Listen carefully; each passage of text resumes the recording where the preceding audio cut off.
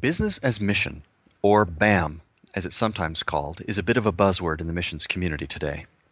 In this episode of the Global Missions Podcast, we're going to learn more about what BAM is and how God is using it in different places, as well as some practical ideas about how churches and business people can use their talents and expertise for the glory of God.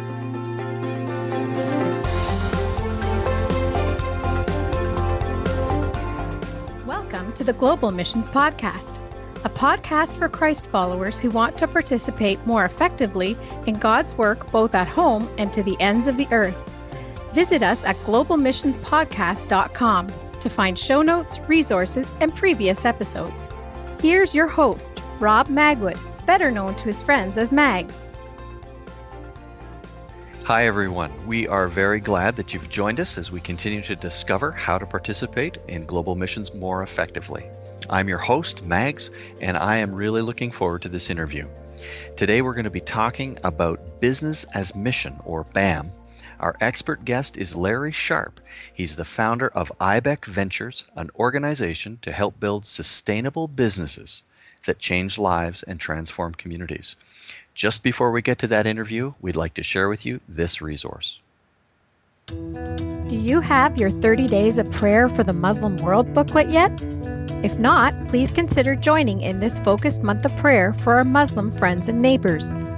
Ramadan, a time of fasting, started on June 18th. It is a time when Muslims are especially spiritually focused, so let us be praying together that they find Jesus.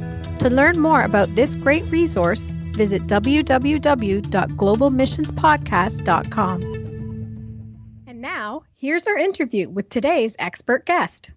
Well, hello again, everyone. I'm pleased to welcome you to today's expert interview. Our guest is Larry Sharp. For those of you that haven't had a chance to meet Larry, he has served in Brazil with CrossWorld for 21 years before becoming the vice president of CrossWorld in 1993. Larry currently lives in Oregon with his wife Vicki, where he serves as Vice President Emeritus for CrossWorld and also as a business consultant. He is the founder and director of strategic training and partnerships for IBEC, which is short for International Business and Education Consultants. I am really looking forward to this interview. Larry, welcome to the program. Thank you, Max. It's great to talk with you again. It's been a few years, and what a pleasure. So appreciate being invited. Looking forward to sharing especially about this topic of business as mission. But just before we get into the main discussion, we'd love to hear just a little bit about yourself, who you are, and how the Lord has brought you to this place and to be passionate about missions. Yes, I was born in Vancouver and grew up in BC and Alberta, and went to two schools there, Prairie Bible College back in the 60s, and the University of Calgary as well. As far as my understanding of missions, my dad came to Christ later in life and turned toward Bible training and ended up in the pastorate. And so he pastored several churches in BC and Alberta, and he was very missional. And so I'm very thankful for my father's heritage. And also the college I went to was very mission-minded. And so I ended up taking a degree in business and joining the mission UFM in 1970. So your degree, all the way back in your studies, was about business. And maybe a point to as a takeoff from that. Even though I went to Bible college and then I did a degree in business, I was still focused on missions. And as we listened to God's people in the pulpit in the 60s, the message was often, well, why don't you give it up for Jesus? And so there is an element of sacrifice in the Great Commission. But the whole idea was that if you're an engineer, if you're a teacher, if you're a medical person, whatever, maybe you should give that up for the higher calling of being a missionary. And I did that. And I have no regrets. And that's still a very valid message. However, the message that I try to relay to people in my sphere of influence in colleges where I teach and so on, is why don't you use it all for Jesus? Now, there's a different nuance to that, of course, but the idea is that if you're an accountant, if you're a marketing expert, if you're an engineer, whatever you might be, and that's how God's wired you in terms of your professional capacity, then that is an important component in who you are and God wants to use that. So it's kind of a long answer to your question. It's super, super. Well, this idea of business as mission, or BAM, is a bit of a buzzword that we hear these days, sometimes from mission organizations. Would you just take a minute and define what is BAM and why is it so important these days? I realize that it is a buzzword, but I don't really think of it as a buzzword. I think of it as a return to living out your faith in the marketplace. It's a rediscovery of the priesthood of believers. And I think that, of course, the Luther and Calvin and others in the Reformation brought us back to that. But if you go back to the first century, you see that the church being persecuted in Jerusalem and leaving town, and all the apostles, the church leaders, the pastors, the missionary-minded people stayed in Jerusalem, it says in Acts chapter 8, and the Christians were dispersed, and they simply lived out their faith in the marketplace. And for me, business as mission probably could have been more appropriately worded, something like all professions in ministry, or business for transformation, or something else. But the term kind of came into vogue in the late 90s, and the Luzon Committee picked it up and really began to define it and help us all understand it. But it really means, in its core essence, is that be in the marketplace, be in business, be there where the people are, and live out the mission of God. So it's not missions per se as we've thought about it in the 20th century.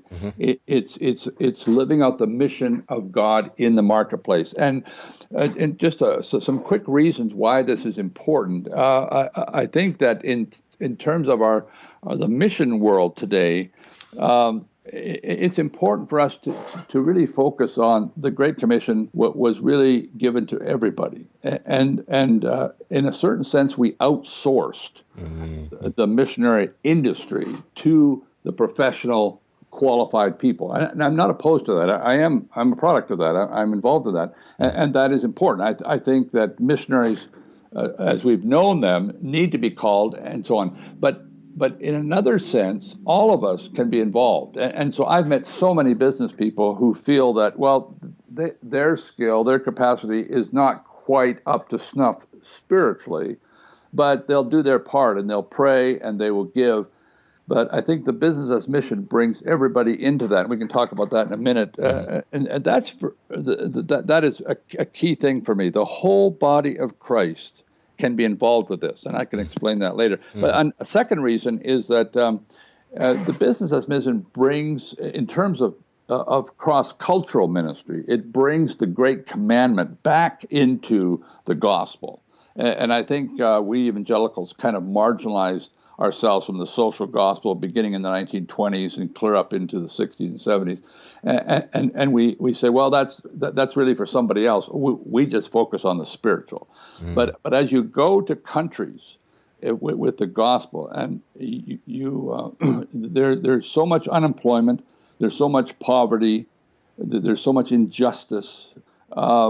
We should tie the human condition into the spiritual condition, and the great commandment of Jesus to love your neighbor. What does that look like? It looks like job creation for us in this business as mission thing. And then just one other quick reason why this is important is that most people don't realize that 4 billion people, over 2/3 of the world's population, live in countries that do not allow missionaries to enter. In other words, they do not give religious workers visa.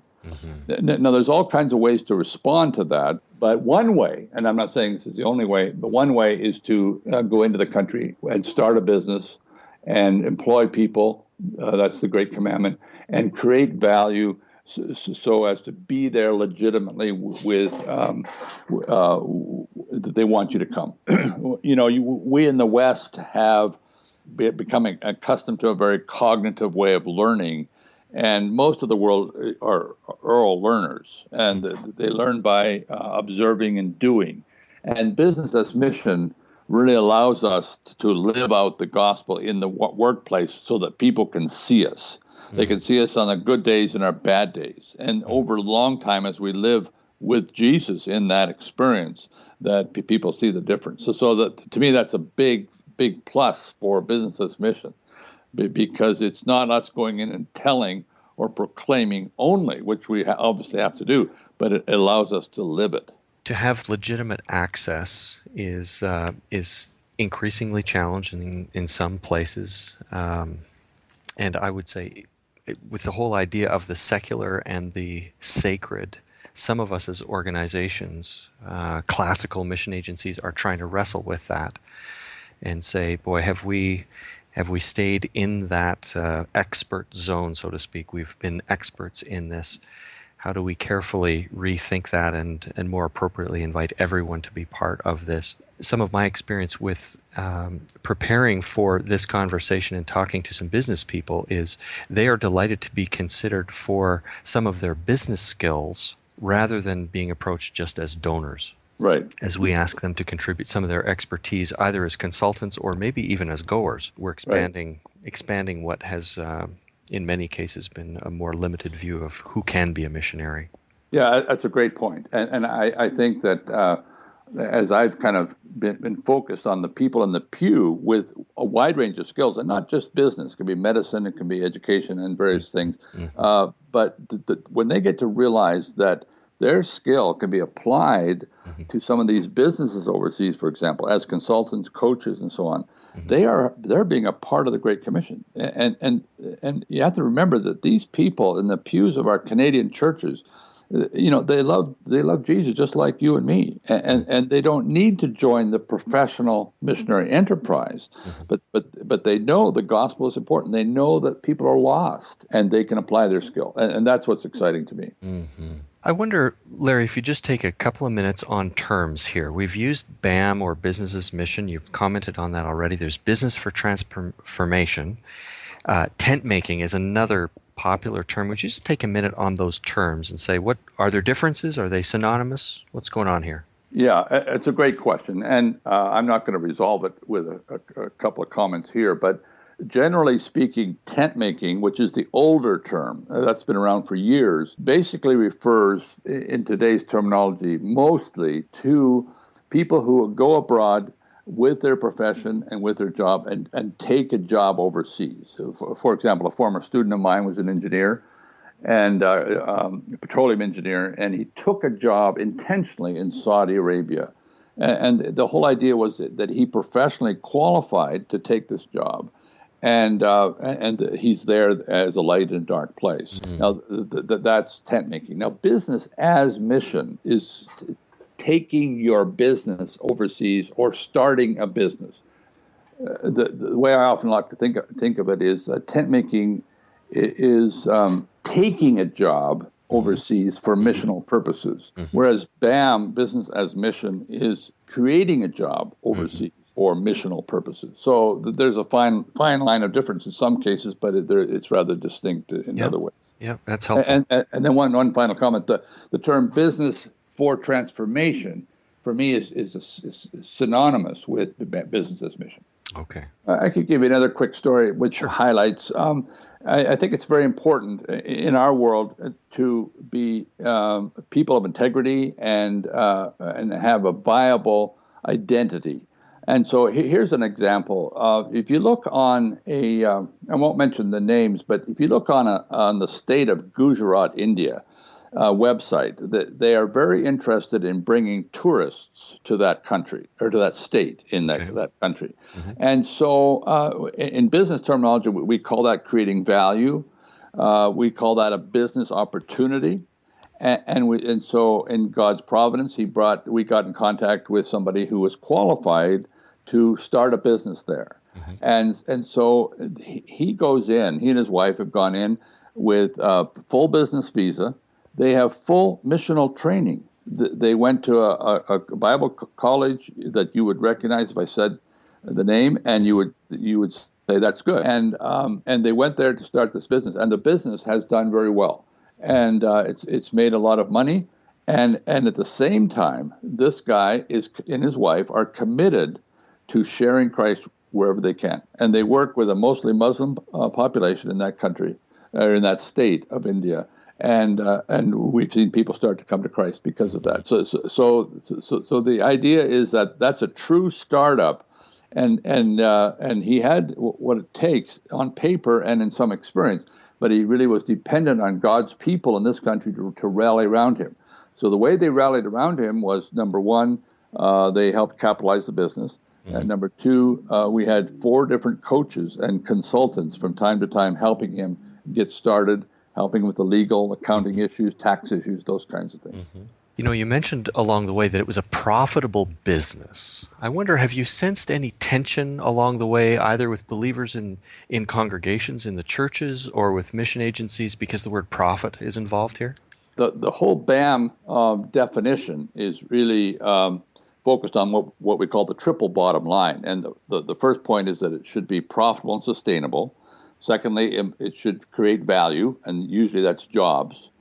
And the third is spiritual capital, or the making of disciples for Jesus. And so in all of our consulting and all of those who send these people abroad, they really keep focused on those 3 things. And now back to the profit question. If you don't have a profitable business in these countries, you don't last very long.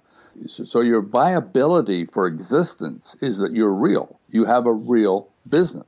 And that allows you to be there and to demonstrate, incarnate the gospel in the way you run that business, and that attracts people to who you are and who Jesus is.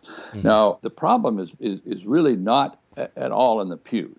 The problem is with the ministerial class and some of the mission committee people who are still in the mindset that profit is something that is evil. And the problem, I just presented a paper at the Evangelical Missiological Society, and I really said those who attack business as mission and capitalism and profit are generally attacking the abuses of it, and which we all should. Sure. But not profit is good. There's a great little book on that by a theologian at the University of Phoenix who says, he goes through all the scriptures of how God uses business and profit in the Bible. And so there's nothing wrong with profit, but there's lots wrong with the abuses of it. Sure. I wonder if we think of a person, a listener out there who has some business experience, a woman or a man, and they have never seen really the connection between their skills and passions and missions before. If you speak from the point of view of organizations who are participating in this, what are characteristics that organizations doing BAM are looking for? Yeah, we kind of divided it into 2 parts, and you've mentioned them. People who are going to go overseas and actually be a part of one of these businesses, and that's a certain recruiting domain. They're goers, but they go as business people. Now, they're not all entrepreneurs by any means. Some of them simply contribute to some business skills, management, marketing, accounting, bookkeeping, whatever. But they all have a good, clear understanding of the Great Commission and an understanding of their part in when we consult with these businesses, we have a business plan and we have a ministry plan, and it works together. And they're accountable for that. We try to keep these things on the rails, doing both the mission and the business. And so the first response to your question is that we need to see this happening in Canada. In other words, if you have a person say, oh, that sounds great, I want to go to some faraway place. Okay, let's see how God is using you in your business here. And so in terms of a qualification, we want to see it being played out in their marketplace here, whatever they are, and that would be a qualifier for us to be able to demonstrate that and observe that and talk about that before we actually start talking about doing it in some faraway place. Well, you mentioned the people who actually lay down their lives here to go. We refer to people who stay here as senders, and that's another role that business people can play on this side then too. Are there ways that you've seen business people that stay in Canada help business people who are intentionally being salt and light in unreached places? Yeah, absolutely. I talked to, in fact, I know this couple quite well. That they retired, sold their business in Western Canada, and were wondering what's next. And what they did is they got involved with coaching some businesses, two different businesses in South Asia, one in Iraq and one in one of the Stan countries, and they were coaching them. They went to visit, stayed a week or so, and came back, and from their computer continued to coach and provide consulting expertise. And so that's one way that gave them great fulfillment, and they continue to do so. Another way, which sometimes combines with this way, is investing. The capitalization of these businesses is always a tough go, and similar to how missionaries depend on God's people to support their missionary efforts, these businesses depend on people to help them get started, and we call it startup capital. And they got involved in some businesses doing that. That's a second way. Another way is to simply be an advocate for all this. Of course, learn more about it. Be an advocate, and I'm a real strong advocate wherever I go for missions committees to look at the young people in their church, and instead of saying, you need to be a missionary, they say, by the time they graduate from high school or get involved in college, how has God wired you? What do you like to do? What are the things you want to study? And believe it or not, people love accounting. Okay, then be the very best accountant you can be, and we want to champion that in the church, and we want to help make you that, and we want you to be a kingdom accountant, and that's transferable to the world. Well, in your experience, Larry, you've had a lot of experience at this, I know. I wonder if there are certain common mistakes that you've seen, or what cautions you would have for those of us who are learning about BAM and thinking this is something we should get into. Probably the biggest mistake is thinking, with regard to business as mission, is thinking that anybody can do this. I know a lot of people, I've met many over the years, who have been in the mission world, and they're in countries that the doors are closing to missionaries. And they say, what am I going to do? And they, I could become a business person. Well, not so fast. To be in business is a high and holy calling in and of itself. And you have to be wired for that. You have to be able to have some inclination, and you have to have some training. And so I think most of us can complement these businesses, but not everybody can really run one or start one. So that's the biggest mistake that I see. It's just not a way to get a visa. This has to be something of integrity. It has to be able to show an income statement. It has to be able to show a profit. It has to be able to show employees. It has to look like a business and be a business. Sure. And so a common mistake is to think, anybody can do that. And maybe a second one is it's a lot of hard work and time consuming, and maybe unrealistic expectations would be another difficulty that we address. A third one real quick is just that a lot of things have to come together. Are you the right person in the right place with the right product, with the right price, with a customer who will buy your product? You don't have a business if you don't have a customer who will buy what you're offering, whether it's a good or a service. And so all of that has to come together, and that's how we help people. The business consultants we all work with, that they're able to help people focus on those things and understand that. But so we're always saying, not so fast. We have to work through this. And, in Canada, probably 8 or 9 out of 10 startup entrepreneurs fail once or twice. And that's normal. So we really help them to recover from that and to move on to the next thing and kind of work through all these issues and just kind of slow them down and realize that to do it well, it takes time. Do you find that the classical mission agency is helpful in these endeavors? Are we doing a good job of engaging this? No, I don't think so. And I guess I'm proud to be able to say I think your organization, and neither one of us are here to propel our organizations, but I think your organization has really getting a good handle on it. And all of us have a long ways to go. But I think that we consult in IBEC Ventures, the consulting group I represent. We've probably consulted with 30 different agencies. We've been in their home offices. We presented it to them, and we've shared how we can help or how God's people in business can help.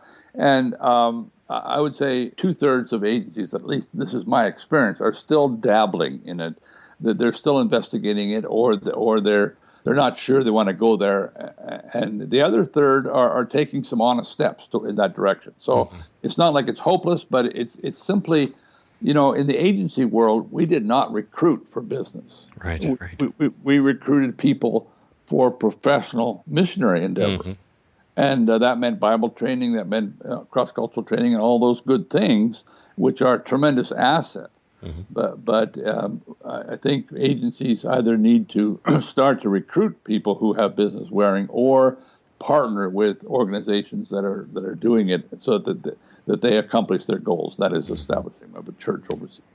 As we think about churches, about congregations, and if a church, imagine someone on a missions committee hearing this podcast and saying we shouldn't consider more of this, what are some of the first steps that they should take? What would you recommend them do to really learn and start to get their hearts and minds around how to do this well? Well, I think a first step would be to start to read and to understand some of these things. I mean, we're just scratching the surface here. This is not an easy thing. There's lots of challenges. There's lots of issues. There's lots of failures out there, and to really understand the playing field. And I think that can be done in different ways. There's lots of good websites out there. There's lots of good books out there now, and there's seminars. And one of the things we do is we come into a church mission committee and just talk through some of the issues and try to say, where is it you'd like to go? Is this something you're truly interested in? And here are some steps that would help you realize your dream. I'll just give you one quick example. A partner of mine, we consulted with the missions committee at a fairly large church. They had about 6,000 attendees. They had a very active missions committee, missions program. And the thing they were struggling with was trying to make their short-term trips viable and get people to actually go on them. Well, to make a long story short, after we spent quite a bit of time with them, they said they were going to abandon the term mission trip. And they were going to call it a medical trip, or they were going to call it a business marketing trip, or they were going to call it something else. And so they decided they would tap in to the skills in the church and say, we need your skill in Honduras, or we need your skill in Tajikistan. And then those skills were brought together to really propel the gospel in those places.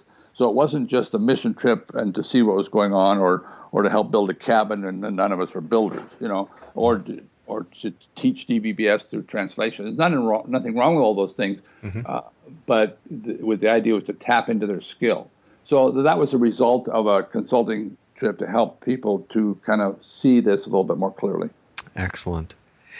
Well, I know, as you said, Larry, we've just scratched the surface here, and I'll mention the show notes for anyone who's listening, but also in the show notes, not during the podcast here, but we're asking Larry for resources, websites, books, articles that he would recommend. You can find those also in the show notes. We won't go into those now. But Larry, if there are listeners who want to learn more about this, perhaps from IBEC or from you somehow, how can they get in touch with you? How can they learn more from you? Yeah, anybody's free to write me. My email is larry.sharp. That's my name with a dot in the middle of it, with no E on the end of sharp, at IBEC Ventures, IBEC Ventures.com. And that would be my email, and one of my emails, and be happy to respond to anybody and direct them toward other resources they might be interested in. We hope you found today's interview to be both informative and inspiring. If you missed anything or would like to check out the resources or links mentioned during the interview, you can find the show notes we've prepared at our website, globalmissionspodcast.com. You can also use the website or our Facebook page to suggest a particular topic or expert you'd like to hear featured on this program. The Global Missions Podcast is co-sponsored by the Jaffrey Center for Global Initiatives and Send International of Canada. Thanks for listening in. I'm your host, Mags, and I invite you to join us again in 2 weeks when we'll continue to explore this grand adventure of being Christ's witnesses to the ends of the earth.